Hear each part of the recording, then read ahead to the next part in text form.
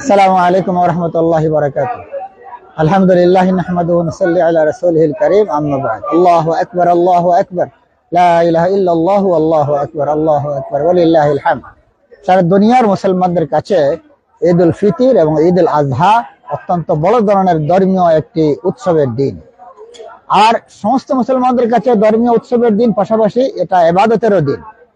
বড় ইবাদত এখানে ঈদের নামাজ, এরপরে ঈদুল আজহায়। ঈদুল আজহায় সবচেয়ে বড় ইবাদত হচ্ছে সেখানে কোরবানি করা। আল্লাহ রাব্বুল আলামিন যাদেরকে সামর্থ্য দিয়েছেন তারা কোরবানি করবেন।